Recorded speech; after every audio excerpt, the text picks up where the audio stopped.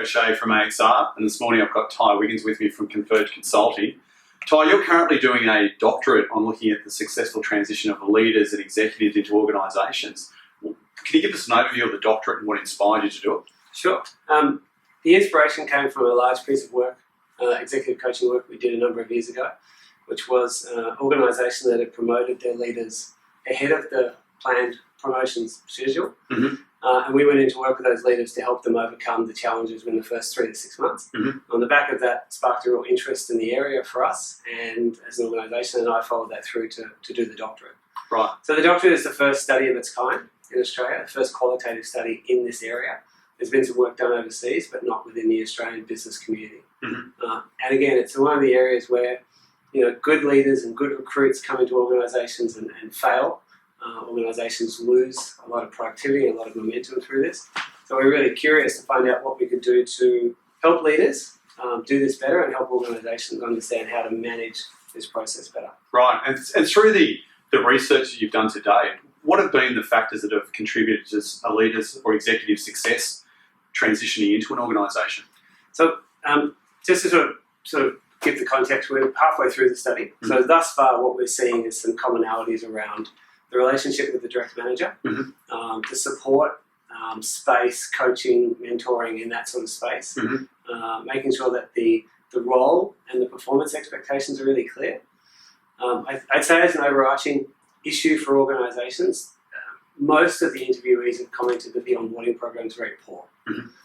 Not at all tailored to their requirements, very generic, and they felt that it didn't set them up into being in a position to succeed. So that's some of the issues. Having inside support from navigating the organisation's politics has been really, really important as well. And probably one of the most interesting aspects thus far is the leader's past experience in that business situation. So we look at business situations in terms of startup, realignment, turnaround and sustaining success. Where the leader hasn't led, not necessarily worked, but hasn't led in that situation before, they really struggle when they come into the organisation. So I think that's sort of formatting as a key theme mm-hmm. for hiring managers, organisations, recruiters, to make sure that they're clear on the person's background and experience in that business situation and clear with the incoming organisation where they're up to. So if you're looking at testing that to make sure that you have a clear picture of the person that is the incoming person into the organisation, what are some of the things you can do at interview or through the process to make sure that you're covering your bets there? Well, I think the context that where the business is at now and wants to be needs to be part of the interview process and certainly the questioning of what the person's experienced. So similar to where the question might be around implementing a new system, for example, a question along the lines of, talk to us about your experiences working or leading in a turnaround situation. Mm-hmm. What was the process around decision making? What were the pressures that you felt? What did you have to do? How did you cope with management staff? Mm-hmm. To give the organisation comfort that they're going to be able to come in and be in step. One of the key examples is an organisation that took a very senior manager from a turnaround situation into a sustaining success, where the business, there wasn't a burning platform, it was, we just wanted to keep going, and this person was completely out of step, making changes quickly, wanted to, the comment from the interviewee was, he was calling people at 7 o'clock on a Friday night, mm-hmm. in a sustaining success business where they were going, well, why would you do that? Yeah. But in turnaround, that was completely normal. So that almost fell over because of the frustration of the new leader's expectation of what he should be producing and delivering, and the organisation saying back off. Yeah. So the comment was he was out of step with our culture, mm-hmm. with our organisation, and so it didn't kill the recruit or the recruitment process, but it certainly damaged the credibility and pushed the person back in terms of time. Gotcha. And with the research you've done, obviously you're looking at success factors on onboarding. Are there some standouts that have led to failures? The lack of onboarding process.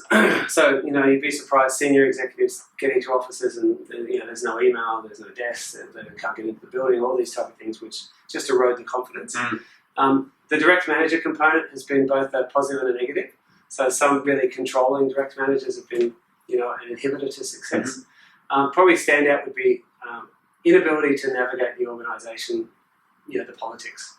Don't know who has the power, don't know where to go to get things done, don't know the speed of the organisation. So every organisation has a pace, mm-hmm. and until I learn that pace, I struggle a little bit.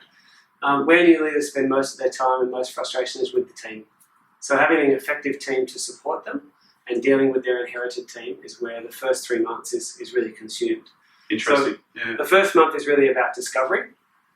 We advise people not to be making stark decisions and changes in that first month. But certainly by the end of month 3, most organisations expect the leader to have made a decision on who we're going to keep, is the structure right, is the operating process right, and make changes post that. So they certainly spend a lot of time. One of the questions we ask everyone is, what would you do differently? And almost all have said, I would act on staff changes earlier. Right. I held on too long, I waited too long. My gut told me this at the beginning and I waited, and it delayed my ability to perform. Yeah, which is in contrast also, or I guess putting in paradox of the 3 month period where you also say, actually you can't do anything within that window. Yeah. So is it the 4 to 5 months is where you start shooting? Yeah, well, at the end of 3 months, you're certainly expected to have a view on the business, its major opportunities, and you'd have a view on your structure and your process and your people. Gotcha. So for a lot of them, they're making changes about that 3 month mark, because 3 to 6 months, the organisation is now, they're out of the honeymoon period and they're expected to deliver. And if they're still carrying a team that's not providing that opportunity, they won't get there. So if you're a leader or an executive that's about to move into another organisation, what can you do to make sure that your onboarding transition is successful? So a couple of things. I think seeking out an inside mentor or support person to help you navigate the organisation. Where that's happened, those interviewees felt far more confident and successful in their transition. Pushing and asking the right questions about not only the role clarity, the business situation, but also the performance metrics. So one of the questions we ask is, how do you measure success during the first 3 months? The individual tends to have things that they wanted to achieve and hope to achieve, and they measure themselves on that. The organisations are often vague. Lack of disruption, person didn't leave, not massive turnover in the team, very vague sort of KPIs. So I think the leader's responsibility is to push and to work out, often through some sort of 90-day plan. Here's the learning that I'm going to go through. Here is the decisions I'm going to look to make. And here's the deliverables at the end of this process. And at the end of 3 months, then sit down and do the next 6 to 9 month plan. Excellent. Thanks for your time. Thank you. Cheers.